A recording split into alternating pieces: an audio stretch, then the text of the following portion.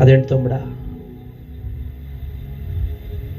ఎంత రోగంతో ఉంటే మాత్రం కరోనాతో పిల్లలు పక్కన వేసుకోవచ్చా? రోగముతో నేను కృంగియుండగా నా బంధువులే దూరపరిచినారే.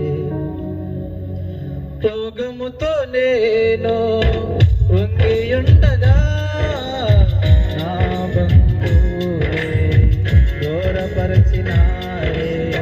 పరిశుద్ధాత్మా నా బంధువై నన్ను ఆదరించావు. పరిశుద్ధాత్మా నా బంధువై నన్ను ఆదరించావు. నీవు మాట్లాడాలి, నే స్వరం వినాలి. నీవు మాట్లాడాలి, నే స్వరం వినాలి. నువ్వు లేకపోతే నే బ్రతుకలేనయ్యా.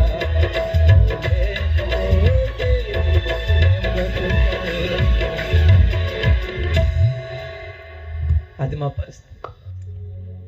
నాన్న వారిని ఆశ్రయం అడుగగా నోరు తెరిచి అడిగిన నన్ను మరచినారే. బిడ్డలారా, నా జీవితం చూసి మీరు నేర్చుకోండి. ఈరోజు మనిషికి మనిషి ప్రేమలు లేవు. డబ్బుకున్న విలువ బంధానికి బంధుత్వానికి లేవు. కానీ ఒక మాట చెప్పనా, తుమ్మ చెట్లాగా నాకు ఫలాలు లేవు. తుమ్మ చెట్లాగా విలువైన పుష్పాలు లేవు. తుమ్మ చెట్లాగా పరిమళ వాసన లేదు. అంటే తుమ్మ చెట్టు అంట దూరం నుంచి చూస్తుంది వెనకాల. నిజమే కదా. దేవుడు కోరుకోవాలంటే ఫలము, పుష్పము, పత్రము, పరిమళ వాసన ఉండాలి కదా. 2 నిమిషాలు వెళ్ళిపోతానక్క.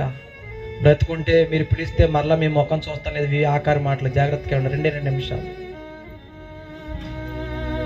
సర్లే నేను వెళ్ళిపోతాను అనుకుని మళ్ళీ అనుకున్నాడు తుమ్మ చెట్టు.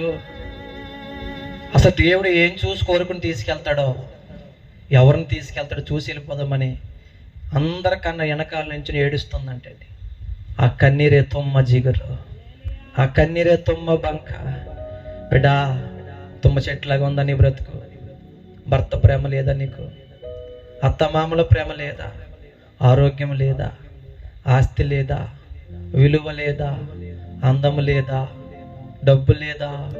పిల్లలు లేరా? ప్రేమించేవారు ఎవరు లేరా? తుమ్మ చెట్లాగా అందరికీ హీనమైపోయినట్టు నీ బ్రతుకు హీనమైపోయిందా బిడ్డ? సర్లే తుమ్మ చెట్టు వెళ్ళిపోదాం అనుకున్నదే.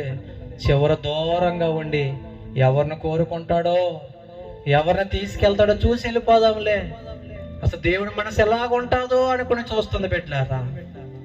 ఈ లోపు రానే వచ్చేసాడు బెస్సలేలు. ఏండి, ఫలాలున్న చెట్టుకు ఒక నిరీక్షణ ఉంది, నన్నే తీసుకెళ్తాడని. పుష్పాలున్న చెట్టుకు నిరీక్షణ ఉంది, పుష్పాలు చూస్తే నన్నే కోరుకుంటాడని. పరిమళ వాసన చెట్టు కూడా ఒక నిరీక్షణ ఉంది. ఏండి, వేటున్న చెట్టు కూడా నిరీక్షణ ఉంది. కానీ ఏ నిరీక్షణ లేక ఎప్పటికీ నన్ను కోరుకోడు. ఇంతే నా బ్రతుకు. సర్లే, ఎవరిని కోరుకుంటాడో, ఎవరో అదృష్టవంతులో, ఎవరో భాగ్యవంతులో చూసి వెళ్ళిపోదామని ఏడుస్తుంది ఆ తుమ్మ చెట్టు. పెంట మీద బ్రతికే బ్రతుకు, ఊరవతలో బ్రతికే బ్రతుకు, అరణ్యంలో బ్రతికే బ్రతుకు. ఫలాలున్న చెట్టు దాటిపోతున్నాడా? అదేంటది? ఆశ్చర్యపోతున్నాయి. పుష్పాలున్న చెట్టును దాటిపోతున్నాడు, పత్రాలున్న చెట్టుని దాటిపోతున్నాడు, పరిమళ వాసన సుగంధాలు ఇచ్చే చెట్టుని దాటిపోయాడు, వెయిట్ ఉన్న చెట్టుని దాటిపోయాడు. దూరంగా ఏడుస్తున్న తుమ్మ చెట్టు మీద చెయ్యేశాడు. కొట్టు గట్టిగా దేవుడు చెప్పట్ల. హల్లెలూయా, హల్లెలూయా. బిడ్డా, దేవుడు డబ్బు ఉన్నవాడు కాదు కావాల్సింది దేవుడికి. అందం ముందని విర్రవీయేవాడు కాదు దేవుడికి కావాల్సింది. ఇంకో మాట చెప్పనా ప్రియమైన దేవుడా, అసలు దేవుడికి నచ్చడం తెలుసా? సామెతలు 16:5 ఉంటది, గర్విష్ఠులు యెహోవాకు హేయులు. డబ్బందని విర్రవీగుతున్నారేమో నీ బంధువులు, నీ స్నేహితులు, నీ జతగాళ్ళు, నీ తోటికోళ్ళు, నీ అత్తగారు. ఏంటి నీకు డబ్బు లేదని, నీకు ఇల్లు లేదని, వాకిల్ లేదని, పేరు లేదని, నీ భర్త బ్రతుకు బాలేదని, నీ బిడ్డల బ్రతుకు బాలేదని మిమ్మల్ని పక్కన పెట్టేశారా, వెనకాల పెట్టేశారా? అయితే రాత్రి నా దేవుడికి నువ్వే కావాలి. మత్తయి 21:42 ఇల్లు కట్టువారు నిషేధించిన రాయి మూలకు తల్లరాయి. బిడ్డ ఇవన్నీ అంటున్నాయి, ఇదేంటిది? దానికి ఫలం లేదు. హలో వింటున్నారా? ముగించేస్తా, అయిపోదు కోటం. దానికి పుష్పం లేదు, దానికి పత్రం లేదు. చిచ్చే దాని కోరుకునేంటి? దాని కోరుకుంటే మాత్రం ఏం చేసుకుంటాడు? ఆయన వచ్చి కూర్చుంటానికి వీలుగా ఉంటుందా? దాని ఒళ్ళంతా ముళ్ళే, దాని ఒళ్ళంతా గజ్జే, దాని ఒళ్ళంతా బక్కే, జొప్పదే, విలువలేందే కదా. నిజమే విలువలేందే, నా జీవితం విలువలేందే. బిడ్డ అర్థమవుతుందా? డాక్టర్ బాబు జీవితం విలువలేందే. ఆరిపోయింది ఒక ఈ దీపాన్ని, ఈ దీపం ఇప్పుడు వెలుగుతుంది. దేవుని స్తోత్ర. అయిపోయింది అనుకున్నారు, కానీ రోజు 2 మందిరాలు, టీవీలో స్పీకర్నే, పబ్లిక్ స్పీకర్నే. అదిగో కారు, సొంత కారు నాదే. దేవునికి స్తోత్ర. ఒక భార్య, 2 కొడుకులు. ఏం కావాలి బ్రతుక్కెక్క? అర్థమవుతుంది అక్క? తుమ్మ చెట్టును కోరుకుంటే అందరూ పట్టుకేం చేస్తారు? తుమ్మ చెట్టు తన బతికేమోద్రే అని అనుకుంటే దేవుడు అన్నాడు, ఇదిగో బెసలేల్ ముళ్ళన్నీ చెక్కేయి. ముళ్ళు చెక్కేది మాత్రం తుమ్మదేది ఉంది కదా, ఏది గజ్జి బెరడు, దాన్ని తీసేస్తే మాత్రం ఏముంది? అది తుమ్మదే కదా. సైజుల్లో కోసేయి. అదిగో ఇంకా గొరుగుతనం ఉంది కదా, ఇంకా మచ్చ ఉంది కదా అంటున్నాడు దేవుడు. సిత్రి పట్టేయి. నున్నగా సిత్రి పట్టేశారు. ముళ్ళు తీసేతే ఏంటి, బెరడు తీసేతే ఏంటి? కొంతమంది కొవ్వు గర్వం సావదు. ఎంత సచ్చినా గర్వం కొంతమందికి సావదు. పోన్లే, ఎప్పుడు మనం దాన్ని కలుపుకోలేదు. మనం మొక్కలు ఏంటి, కాయలున్న చెట్లు దాన్ని కలుపుకోలేదు, పూలున్న చెట్లు దాన్ని కలుపుకోలేదు. ఎవరో కలుపుకోలేదు కానీ దేవుడన్నా కూరగాయలు సంతోషపడ్డాయా? మాట్లాడరేటమ్మా బంగారమా? అప్పుడప్పుడు చూడండి, మనం ఎదుగుతే కొంతమందికి నచ్చదు. వార్చనాల్లో అసూయ, అవునా కదా? ఇప్పుడు దీన్ని కోరుకున్నాను అనుకోండి, ఏం చేసి సంతోషించాల వద్దా? అసూయ. కొంతమంది మనలో కూడా ఉంటారు కదా, కొంతమంది ఏంటక్క చీర ఎంత? 5,000. అయ్యో 5,000 అలా బాగుంది కానీ అంచు పెద్దదైపోయింది అక్క. అంచు పెద్ద అయిందని గుండు బరువెక్కిందా? అంటే ఆ సంతోషం ఆవిడ చేసేలే నేను. మళ్ళీ అదే చీర ఇంకొక ఆవిడ కొనుక్కుంటుంది, సేమ్ చీర కాబట్టి చీర ఆవిడ సన్నంచుకోకుంటుంది. ఎంత? 5,000. అంచు చిన్నదైపోయింది, అక్కడ పెద్ద అయిపోయింది అందే. ఇది కుళ్ళు మొద్దిది. అసూయ, గ్యాస్, క్యాన్సర్ అన్నీ ఉన్నాయి దీనికి. తుమ్మ చెట్టు కోరుకున్నందుకు అందరికి అసూయ వచ్చేసింది. ముళ్ళు తీసేస్తే మాత్రం తుమ్మ చెట్టు కాకపోతే తుమ్మ చెక్కే కనపడుతుంది, అదే కనపడుతుంది, అదే చెక్క, అదే ఆకారం అంది. ఈ లోపు ఒక స్వరం వినపడుతుంది. అదే చదివే 37:2 నిర్గమాకాండం 37:2 చదివేసి ముగిసండి బైబిల్.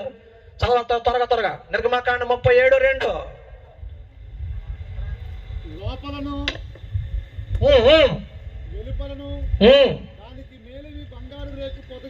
కొట్టగట్టుగా చెప్పండి దేవునికి. లోపలను వెలుపులను పైన కింద చుట్టూ మొత్తం బంగారం, మేల్మి బంగారం వేసానంతే. దేవుని స్తోత్రం. ఎలా తిప్పినా తుమ్మ చెట్టు కనపడతలేదు, ఎలా తిప్పినా తుమ్మ చెట్టు కనపడతలేదు, ఎలా తిప్పినా ఏ చెక్క కనపడతలేదు. ఇప్పుడు ఏంటి చెప్పండి? ఇది మేలిమి బంగారము, హీనమైన తుమ్మ చెట్టు. ఇదిగో ముగింపు మాటలో, హీనమైన తుమ్మ చెట్టు, ఘనత లేని తుమ్మ చెట్టు, పెంట మీద బ్రతికే చెట్టు. యాంటి పరిశుద్ధ స్థలంలోకి వెళ్ళిపోయింది. పెంట మీద ముళ్ళల్లో అరణ్యంలో ఉండేది, పరిశుద్ధ స్థలంలో, అతి పరిశుద్ధ స్థలంలోకి వెళ్ళిపోయింది. ఒకప్పుడు బ్రతికి ఎవరు విలువట్లేదు. ఇప్పుడు దేవుడు దిగి వచ్చి ఏంటి నిబంధన మందసముగా మారిపోయింది, ఘనమైన మందసముగా మారిపోయింది, విలువైన మందసముగా మారిపోయింది. ఇప్పుడు తుమ్మ చెట్లు అనుకున్నాయంట. వసే మీ భాష, మీ వాండ్ర గారు ఎప్పుడన్నా నీ జాంకాయలు, నీ మామిడికాయలు, నీ గులాబీ పూలు కోసాను కదా, నీకు ఎవరన్నా పోసి ఎత్తు బంగారం ఎట్టాడా అని అడుగుకూడదు. ఏ చెట్టు కన్నా ఎవడైనా బంగారం పెట్టాడా? హలో అక్కలో, గులాబీ చెట్లు ఉన్నా మీ ఇంటికాడ? మళ్ళెంట్లు ఉన్నాయా?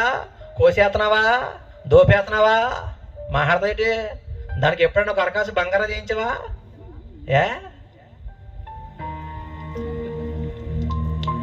విలువలేని నీచమైన ఘనహీనమైన తుమ్మ చెట్టుకి ఒళ్ళంతా బంగారమే. మంచోళ్ళది కంటే చెప్పలు కొట్టాలి. ఇంకా శాతపడి చేతలుగా అయిపోయింది మోటం. దేవుడి స్తోత్ర. వెళ్ళిపోతున్నాను నేను. ఒకప్పుడు డాక్టర్ బాబుకి విలువ లేదు, ఒకప్పుడు బంధువుల్లో విలువ లేదు. ఇప్పుడు అంటున్నారా ఆ టీవీలో వచ్చేవాడు మావాడే, ఆడు మా అన్నయ్య గారు అబ్బాయే, ఆడు మా అన్నయ్యే, ఆడు మా అక్కగారి కొడుకే, ఆడు మా ఊరోడే.